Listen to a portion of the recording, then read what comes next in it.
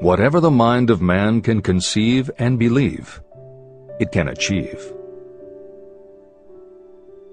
Desire, the starting point of all achievement. The first step toward riches. When Edwin C. Barnes climbed down from the freight train in West Orange, New Jersey, he may have resembled a tramp, but his thoughts were those of a king. As he made his way from the railroad tracks to Thomas A. Edison's office, his mind was at work. He saw himself standing in Edison's presence. He heard himself asking Mr. Edison for an opportunity to carry out the one consuming obsession of his life, a burning desire to become the business associate of the great inventor. Barnes' desire was not a hope. It was not a wish. It was a pulsating desire which transcended everything else. It was definite. A few years later, Edwin C. Barnes again stood before Edison in the same office where he first met the inventor. This time, his desire had been translated into reality. He was in business with Edison. The dominating dream of his life had become a reality. Barnes succeeded because he chose a definite goal, placed all his energy, all his willpower, all his effort. He put everything he had into achieving that goal. 5 years passed before the chance he had been seeking made its appearance. To everyone except himself, he appeared to be just another cog in the Edison business wheel. But in Edwin Barnes' own mind, he was the partner of Edison every minute from the very day that he first went to work there. It is a remarkable illustration of the power of a definite desire. Barnes won his goal because he wanted to be a business associate of Mr. Edison's more than he wanted anything else. He created a plan by which to attain that purpose, and he burned all bridges behind him. He stood by his desire until it became the dominating obsession of his life, and finally, a fact. When he went to West Orange, he did not say to himself, "I will try to induce Edison to give me a job of some sort." He said, "I will see Edison and put him on notice that I have come to go into business with him." He did not say, "I will keep my eyes open for another opportunity in case I fail to get what I want in the Edison organization." He said, "There is one thing in this world that I am determined to have, and that is a business association with Thomas A. Edison. I will burn all bridges behind me and stake my entire future on my ability to get what I want." He left himself no possible way of retreat. He had to win or perish. That is all there is to the Barnes story of success. Allow yourself no retreat. A long while ago, a great warrior faced a situation in which he had to make a decision that ensured his success on the battlefield. He was about to send his armies against a powerful foe whose men outnumbered his. He loaded his soldiers into boats, sailed to the enemy's country, and unloaded the soldiers and equipment. Then he gave the order to burn the ships that had carried them. Addressing his men before the first battle, he said, "You see the boats going up in smoke. That means we cannot leave these shores alive unless we win. We now have no choice. We win or we perish." They won. Every person who wins in any undertaking must be willing to burn his ships and cut all sources of retreat. That is the only way you can be sure of maintaining the state of mind known as a burning desire to win. It is essential to success. The morning after the Great Chicago Fire, a group of merchants stood on State Street, looking at the smoking remains of what had been their stores. They went into a conference to decide if they would try to rebuild or if they would leave Chicago and start over in a more promising section of the country. They decided to leave, all except one. The merchant who decided to stay and rebuild pointed a finger at the remains of his store and said, Gentlemen, on that very spot I will build the world's greatest store, no matter how many times it may burn down. That was in 1871. The store was built. It still stands there today. The Marshall Field's department store is a towering monument to the power of that state of mind known as a burning desire. The easy thing would have been for Marshall Field to do exactly what his fellow merchants did. When the going was hard and the future looked dismal, they pulled up and went where the going seemed easier. Mark well this difference between Marshall Field and the other merchants. It is that difference which distinguishes those who succeed from those who fail. Every human being old enough to understand the value of money wishes for it, but wishing will not bring riches. Desiring riches, with a state of mind that becomes an obsession, then planning definite ways and means to acquire riches, and backing those plans with persistence, a persistence which does not recognize failure. That's what will bring riches. Editor's comments. In other of his writings, Napoleon Hill uses the term definiteness of purpose as being interchangeable with desire. The following explanation is adapted from the Napoleon Hill Foundation's book, Believe and Achieve. Desire, or definiteness of purpose, is more than goal setting. In simplest terms, your desire is your roadmap to achieving an overall career objective. Your goals represent specific steps along the way. Having a desire, or definiteness of purpose for your life, has a synergistic effect on your ability to achieve your goals. As you become better at what you do, you devote all of your resources toward reaching your objective. You become more alert to opportunities, and you reach decisions more quickly. Every action you take ultimately boils down to the question, will this goal help me reach my desire, my overall objective, or won't it?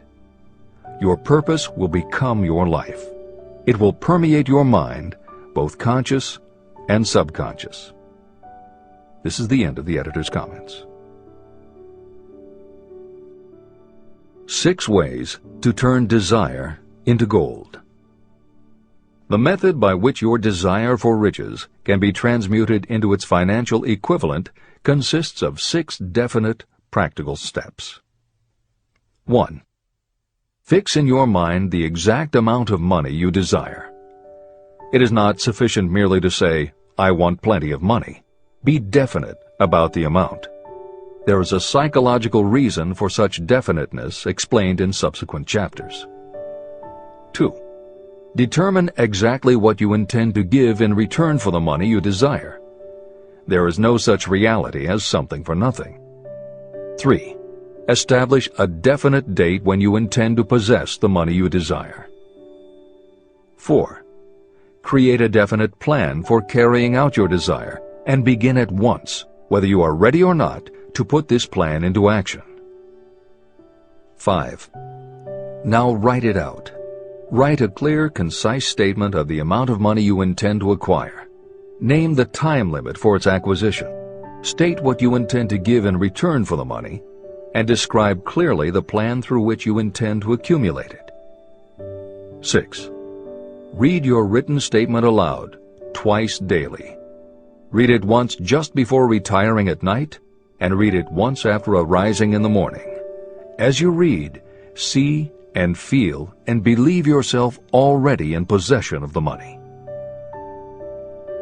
It is important that you follow the instructions in these 6 steps. It is especially important that you observe and follow the instructions in the 6th step. You may complain that it is impossible for you to see yourself in possession of money before you actually have it. Here is where a burning desire will come to your aid. If you truly desire money so keenly that your desire is an obsession, you will have no difficulty in convincing yourself that you will acquire it. The object is to want money, and to become so determined to have it that you convince yourself you will have it. If you have not been schooled in the workings of the human mind, these instructions may appear impractical. It may help you to know that the information they convey was given to me by Andrew Carnegie, who made himself into one of the most successful men in American history.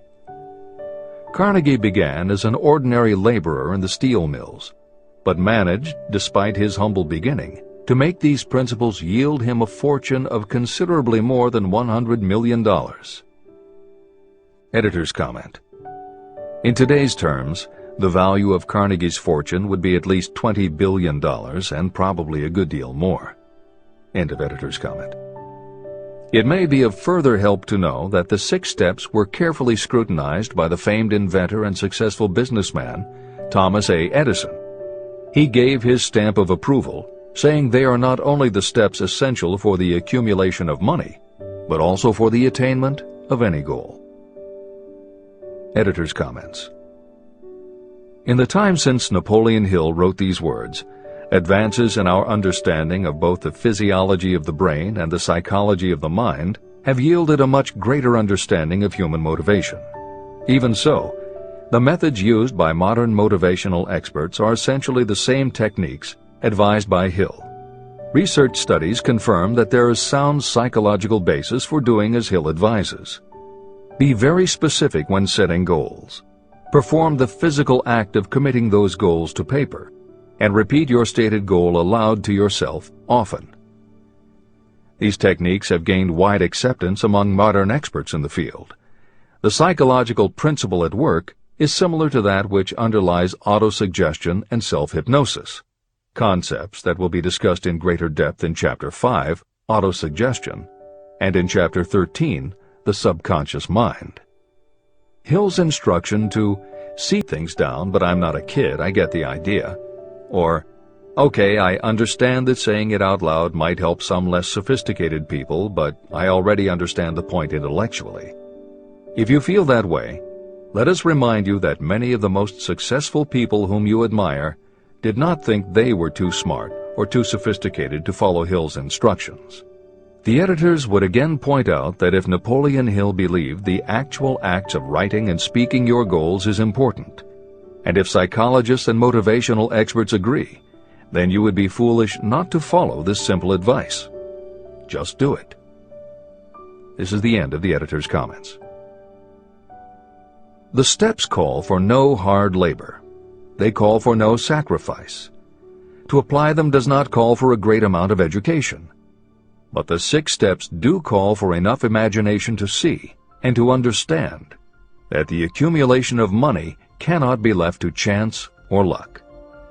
You may as well know right here that you can never have riches in great quantity unless you can work yourself into a white heat of desire for money and actually believe you will possess it.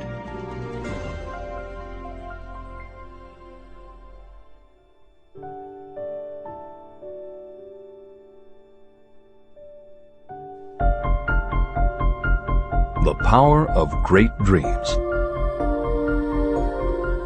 If you are in this race for riches, you should be encouraged by the following truth. The world in which we live is demanding new ideas, new ways of doing things, new leaders, new inventions, and new methods, styles, versions, and variations of everything all the time. Behind all this demand for new and better things, there is one quality that you must possess to win, and that is definiteness of purpose, the knowledge of what you want, and a burning desire to possess it. If you truly desire riches, remember that the real leaders of the world have always been people who harnessed and put into practical use the intangible, unseen forces of opportunity. Leaders are the people who convert those opportunities into cities, skyscrapers, factories, transportation, entertainment, and every form of convenience that makes things easier, faster, better, or just make life more pleasant. In planning to acquire your share of the riches, don't let anyone put you down for being a dreamer. To win the big stakes in this changing world, you must catch the spirit of the great pioneers, whose dreams have given to civilization all that it has of value. It is that spirit which serves as the lifeblood of our own country, your opportunity and mine to develop and market our talents. A burning desire to be and to do is the starting point from which the dreamer must take off. Dreams are not born of indifference, laziness, or lack of ambition. If the thing you wish to do is right, and you believe in it, go ahead and do it. Never mind what they say if you meet with temporary defeat. They do not know that every failure brings with it the seed of an equivalent success. Marconi dreamed of a system for sending sound from one place to another without the use of wires. It may interest you to know that Marconi's friends had him taken into custody and examined in a psychiatric hospital when he announced he had discovered a principle by which he could send messages through the air. Evidence that he did not dream in vain may be found in every radio and television set, cellular phone, communication satellite, and every other wireless device in the world. Fortunately, the dreamers of today fare better. Today, your world is filled with an abundance of opportunity that the dreamers of the past never knew. If you doubt this is true, if you are feeling crushed because of a recent failure, you are about to learn how your failure can be your most valuable asset. Almost everyone who succeeds in life gets off to a bad start and passes through many heartbreaking struggles before they arrive. The turning point in the lives of those who succeed usually comes at the moment of some crisis through which they are introduced to their other selves. Editor's comments. Napoleon Hill's concept of the other self is mentioned elsewhere in Think and Grow Rich, but he does not comment on it extensively. The following elaboration is taken from his later writings. You've been thinking about your losses to the exclusion of everything else. The more you concentrate on them, the more you attract other losses. Stop thinking about them and make up your mind that you are going to benefit from your experience. Whatever personal obstacles you face, you must start getting to know that side of your personality that knows no obstacles, that recognizes no defeats. Cultivate a friendship with the other you, so no matter what you're doing, you are allied with someone who shares your goals. All the philosophy and advice about persuading others will be much more useful to you if you practice it yourself. This is the end of the editor's comment. Sidney Porter discovered the genius that slept within his brain only after he had met with great misfortune.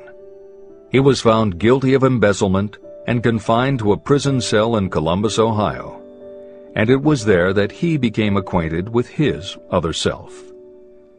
He began to write short stories. Then, while locked in his cell, he began to sell those stories to magazines under the pen name O. Henry. Through the use of his imagination, he discovered himself to be a great author instead of a miserable criminal and outcast. By the time he was released from prison, O. Henry was the most popular short story writer in the country. Editor's comments. More recently, in another prison, another kind of writer met his other self, and country music gained one of its most talented songwriters and biggest stars. As a kid, Merle Haggard's family home was a converted boxcar in Bakersfield, California. After his father died when Merle was 9, more often than not, home for young Merle was a series of juvenile detention centers. At 16, he quit school, and for the next 4 years the only mark Merle Haggard made in the world was a rap sheet for stolen cars, burglaries, and bogus checks. By the age of 20, he was serving time in San Quentin and gaining a reputation as a hard-case con. Then he met his other self. Inspired by a concert Johnny Cash played for the inmates, plus conversations with men on death row and the time he spent in solitary confinement, Haggard learned that he had another self, and that self had something to say through his music. When he got out of solitary, Haggard asked for the hardest job the prison had to offer. He enrolled in night school courses at the prison, straightened himself out, and won his parole after 2.5 years. He went back to Bakersfield and dug ditches during the day so he could polish his songwriting and performing at night. Within 3 years, he had a recording contract. Within 5 years, he had his first top 10 hit. and has since gone on to become one of the most influential voices in modern country music. This is the end of the editor's comments. Thomas Edison dreamed of a lamp that could be operated by electricity, and he began where he stood to put his dream into action. He failed more than 10,000 times. Despite his failures, he stood by that dream until finally he was driven to the discovery of the genius that slept within his brain. Editor's comments. Dean Kamen got to know his other self very early in life. While he was a teenager, Kamen started his own company, building and selling control systems for automated sound and light shows. He was still in high school when he got the contract to automate the Times Square New Year's Eve ball. Though he went on to attend university, he never bothered to graduate because he was too busy working on something he called auto-syringe, the first wearable infusion pump for administering drug therapies. His invention was hailed as a medical landmark, as were many of his other breakthroughs, which include a revolutionary kidney dialysis machine, an insulin pump for diabetics, an improved stent used for heart patients, and more than 150 other devices he has patented. One day, seeing the difficulty a man in a wheelchair was having getting up a curb, Kamen set his mind to creating a device that would liberate people confined to wheelchairs.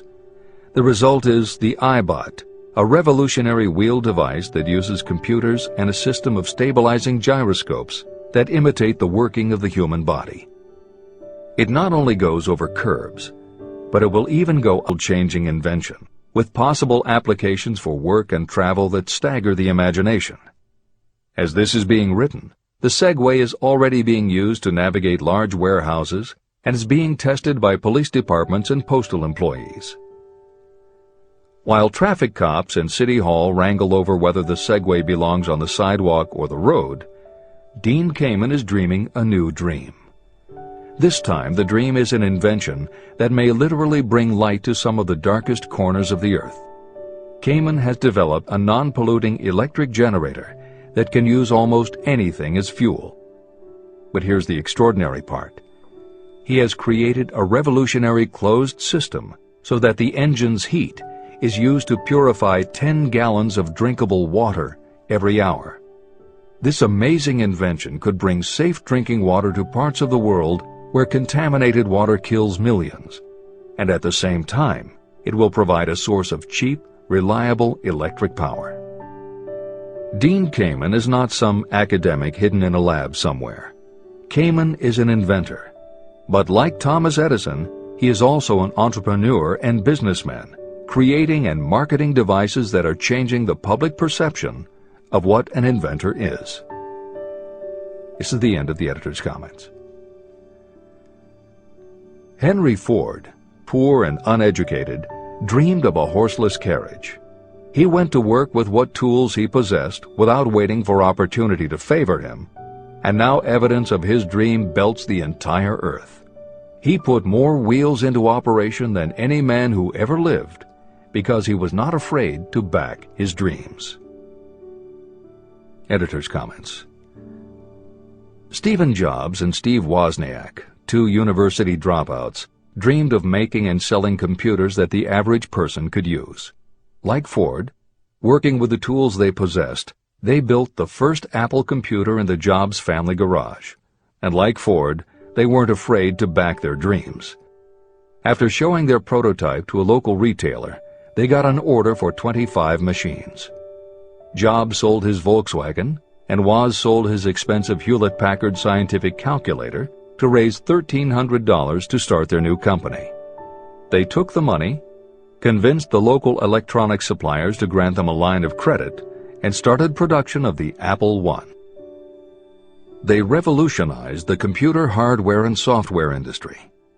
Released in 1976 and priced at $666, the Apple I earned them $774,000. 2 years later, they introduced the Apple II, which in the next 3 years earned $140 million. In 1980, Apple went public, and after the first day of trading, the company had a market value of $1.2 billion. Wozniak left the company in 1981, but Jobs pushed through the development of the Macintosh in 1984. In 1985, Jobs left too, but in 1998 he came back to Apple to revitalize the floundering company with the creation of the iMac computers, the animation company Pixar, the iPod, and iTunes. In presenting stories of contemporary successes, the editors have followed Hill's style of using real people to illustrate the principles of success. But Napoleon Hill was granted a rare privilege.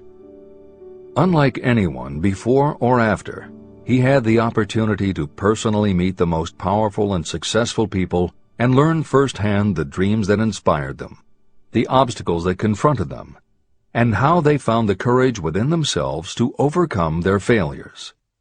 Hill met many of the inventors and the empire builders who laid the foundations of 20th century American industry while they were still news, not history. Then for more than 25 years, he studied the habits and learned the secrets of the next generations who built on the foundations, forged new industries, devised new systems, and dreamed new dreams. It was only because Hill was given such unprecedented access over such a long period that he was able to compare, contrast, analyze, and then formulate a philosophy of achievement based on the real stories of real people who had used these techniques to create their success. Think and Grow Rich revolutionized self-help writing, and to this day is the standard against which all motivational literature is measured. Its success also helped create the market for the thousands of business biographies that tell in detail how the dreams were born, plans were made, frustrations were faced, and triumphs achieved in every sector of modern business. And because this wealth of information is now available, with little more than the click of a mouse, you can read, hear, or watch today's greatest entrepreneurs and most successful CEOs confirming in their own words the basic truth behind every one of the principles Napoleon Hill explains in this book. The products or services they sell may be different, but the story of their success is the same. Dreams, followed by failures, followed by lessons learned, then success. For every Henry Ford, Thomas Edison, or O. Henry that Napoleon Hill cites to make a point, today there is a Steve Jobs, Dean Kamen, or Merle Haggard proving that Hill's points are still valid. This is the end of the editor's comments. There is a difference between wishing for a thing and being ready to receive it.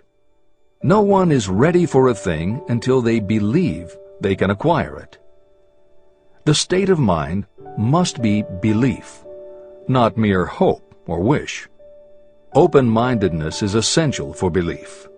Closed minds do not inspire faith, courage, and belief. Remember, no more effort is required to aim high in life, to demand abundance and prosperity, than is required to accept misery and poverty. A great poet has correctly stated this universal truth through these lines.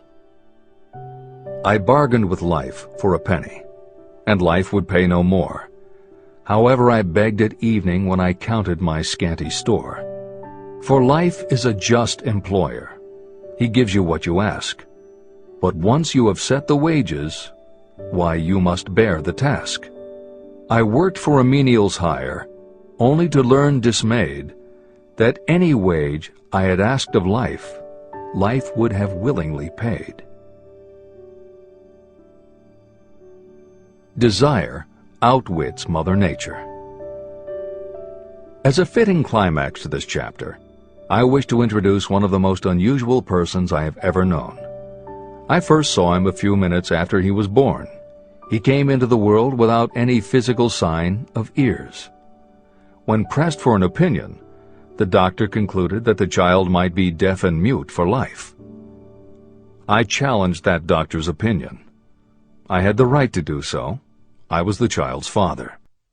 I, too, reached a decision. But I expressed my opinion silently, in the secrecy of my own heart. In my own mind, I knew that my son would hear and speak. How? I was sure there must be a way, and I knew I would find it. I thought of the words of the immortal Emerson. The whole course of things goes to teach us faith. We need only obey. There is guidance for each of us, and by lowly listening, we shall hear the right word. The right word? Desire. More than anything else, I desired that my son should not be deaf and unable to speak. From that desire, I never receded, not for a second. What could I do about it? Somehow, I would find a way to transplant into that child's mind my own burning desire for ways and means of conveying sound to his brain without the aid of ears. As soon as the child was old enough to cooperate, I would fill his mind so completely with a burning desire to hear that nature would, by methods of her own, translate it into physical reality. All this thinking took place in my own mind, but I spoke of it to no one. Every day I renewed the phonograph. When the child heard the music for the first time, he went into ecstasies. He promptly appropriated the machine. On one occasion, he played a record over and over for almost 2 hours, standing in front of the phonograph with his teeth clamped on the edge of the case. The significance of this did not become clear to us until years afterward. At the time, we had never heard of the principle of bone conduction of sound. Shortly after he appropriated the phonograph, I discovered that he could hear me quite clearly when I spoke with my lips touching his mastoid bone at the base of the skull. Having determined that he could hear the sound of my voice plainly, I began immediately to transfer to his mind the desire to hear and speak. When I discovered that my son enjoyed bedtime stories, I went to work creating stories designed to develop in him self-reliance, imagination, and a strong desire to hear. There was one storyline in particular that I emphasized over and over. Every time I told it, I gave it some new and dramatic coloring. These stories were designed to plant in his mind the thought that his affliction was not a liability, but an asset of great value. As a result of my studies and personal experience, I firmly believe that every adversity brings with it the seed of an equivalent advantage. However, despite my beliefs, I must confess that I did not have the slightest idea how this disability could ever become an asset. He won a new world with 6 cents. As I analyze the experience in retrospect, I can see now that my son's faith in me had much to do with the astounding results. He did not question anything I told him. I sold him on the idea that he had a distinct advantage over his older brother, and that this advantage would reflect itself in many ways. For example, the teachers in school would observe that he had no ears, and because of this they would show him special attention and treat him with extraordinary kindness. And they always did. I also sold him on the idea that when he became old enough to sell newspapers, his older brother had already become a newspaper merchant, he would have a big advantage over his brother. My reasoning was that people would pay him extra money for his wares because they could see that he was a bright, industrious boy, despite the fact that he had no ears. When he was about 7, he showed the first evidence that my method of stimulating his mind was bearing fruit. For several months he begged for the privilege of selling newspapers, but his mother would not give the project her consent. Finally, he took matters in his own hands. One afternoon, when he was left at home with the staff, he climbed through the kitchen window, shinnied to the ground, and set out on his own. He borrowed 6 cents in capital from the neighborhood shoemaker and invested it in papers, which he sold out. He took his earnings, reinvested in more newspapers, and kept repeating until late in the evening. After balancing his accounts and paying back the 6 cents he had borrowed from his banker, he had a net profit of 42 cents. When we got home that night, we found him in bed asleep with the money tightly clenched in his hand. His mother opened his hand, removed the coins, and cried. Of all things! To me it seemed she was crying over her son's first victory. My reaction was the reverse. I laughed. for I knew that my endeavor to plant in my son's mind an attitude of faith in himself had been successful. His mother saw in his first business venture a little deaf boy who had gone out in the streets and risked his life to earn money. I saw a brave, ambitious, self-reliant little businessman whose stock in himself had been increased 100%. He had gone into business on his own initiative and had won. I was not only pleased, I was impressed. He had clearly demonstrated the first signs of a resourcefulness that would go with him all through life. The little deaf boy went through grade school, high school, and college without being able to hear his teachers, except when they shouted loudly at close range. He did not go to a school for the deaf, and we did not use sign language. We were determined that he should live like any other boy who could hear and speak. We stood by that decision, although it cost us many heated debates with school officials. While he was in high school, he tried an electronic hearing aid, but it was of no value to him. During his last week in college, something happened that marked the most important turning point of his life. Through what seemed to be mere chance, he came into possession of another electronic hearing device, which was sent to him on trial. He was slow about testing it, due to his disappointment with a similar device. Finally, he picked it up carelessly, placed it on his head, and hooked up the battery. Suddenly, as if by magic, his lifelong desire for normal hearing became a reality. For the first time in his life, he heard practically as well as any person with normal hearing. Overjoyed because of the changed world that had been brought to him, he rushed to the telephone, called his mother, and heard her voice perfectly. The next day, for the first time in his life, he plainly heard the voices of his professors in class. For the first time in his life, he could converse freely with other people without them having to speak loudly. Truly, he had come into possession of a changed world.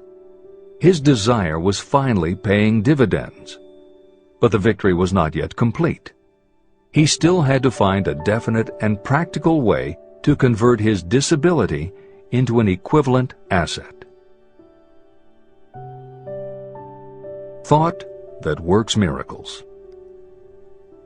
Intoxicated with the joy of his newly discovered world of sound, he wrote a letter to the manufacturer of the hearing aid, enthusiastically describing his experience. Something in his letter prompted the company to invite him to New York.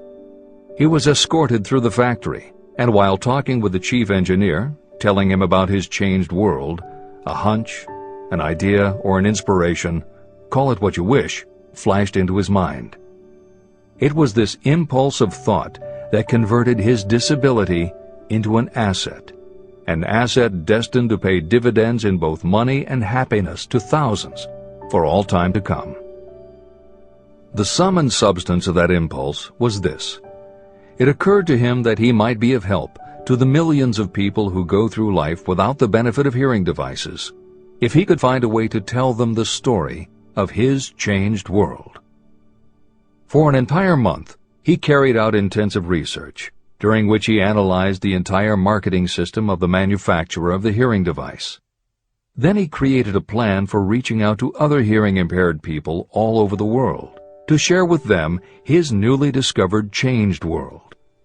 When this was done, he put in writing a 2-year plan based upon his findings. When he presented the plan to the company, he was instantly given a position for the purpose of carrying out his ambition. Little did he dream when he went to work that he was destined to bring hope and practical relief to thousands of people who, without his help, would have been limited forever by deafness. There's no doubt in my mind that Blair would have been deaf and unable to speak all his life if his mother and I had not managed to shape his mind as we did. When I planted in his mind the desire to hear and talk and live as other people, there went with that impulse some strange influence that caused nature to become bridge builder and span the gulf of silence between his brain and the outer world. Truly, a burning desire has devious ways of transmuting itself into its physical equivalent. Blair desired normal hearing. Now he has it. He was born with a condition that in those days might easily have sent a person with a less defined desire to the street with a bundle of pencils and a tin cup. The little white lie I planted in his mind when he was a child, by leading him to believe his impaired hearing would become a great asset, has justified itself. I am convinced it is a fact that there is nothing, right or wrong, that belief plus burning desire cannot make real. These qualities are free to everyone. Editor's comments. As Napoleon Hill was finishing this chapter on desire, it was reported that the famed opera singer Madame Schumann-Heink had died. A passage in her obituary struck Hill as being so appropriate to the subject of this chapter that he was moved to comment as follows. End of editor's comment. One short paragraph in the newspaper story about the famed opera singer Madame Schumann-Heink gives the clue to this unusual woman's stupendous success. I quote the paragraph because the clue it contains is none other than desire. Early in her career, Madame Schumann-Heink visited the director of the Vienna Court Opera to have him test her voice, but he did not test it. After taking one look at the awkward and poorly dressed girl, he exclaimed, none too gently, "With such a face, and with no personality at all, how can you ever expect to succeed in opera? My good child, give up the idea. Buy a sewing machine and go to work. You can never be a singer." Never is a long time. The director of the Vienna Court Opera may have known much about the technique of singing, but he knew little about the power of desire when it assumes the proportion of an obsession. If he had known more of that power, he would not have made the mistake of condemning genius without giving it an opportunity. Editor's comments. Although few readers of this edition will be familiar with Madame Schumann-Heink, every reader knows a half-dozen similar stories. It is true for every generation and every kind of music. At some time, even the biggest stars were failures. At some time, someone told them they weren't good enough. But every one of those times that they failed, their desire was bigger than their failure. That is why you know their stories. And it's also why you've never heard about the thousands of other performers who were also told they weren't good enough. The ones you've never heard of are the ones whose desire wasn't big enough. They are the ones who believed that failure was defeat. This is the end of the editor's comment. Several years ago, one of my business associates became ill. He became worse as time went on, and finally was taken to the hospital for an operation. The doctor warned me that there was little, if any, chance of my ever seeing him alive again. But that was the doctor's opinion. It was not the opinion of the patient. Just before he was wheeled away, he whispered to me, "Do not be disturbed, Chief. I will be out of here in a few days." The attending nurse looked at me with pity, but the patient did come through safely. After it was all over, his physician said, nothing but his own desire to live saved him. He never would have pulled through if he had not refused to accept the possibility of death. Editor's comments. By the 1980s, the phenomenon that Napoleon Hill wrote about in the preceding paragraph was embraced by a growing segment of the population. Among the adherents were numerous medical professionals who incorporated the concept under the term the body-mind connection. And by the turn of the 21st century, the belief that the mind can manifest physical changes in the body had become a part of mainstream medical practice. In Chapter 5, Autosuggestion, you will find further comment on the medical aspects of having a burning desire. This is the end of the editor's comment.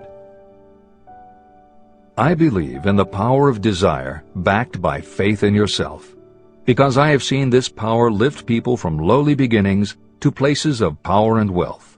I have seen it rob the grave of its victims. I have seen it serve as the medium by which people staged a comeback after having been defeated in 100 different ways. And I have seen it provide my own son with a normal, happy, successful life, despite nature's having sent him into the world without ears. How can you harness and use the power of desire? The first part of the answer is in the technique at the beginning of this chapter. You will learn more about it in the next and subsequent chapters of this book. through some strange and powerful principle, nature wraps up in the impulse of strong desire that something that recognizes no such word as impossible, and accepts no such reality as failure.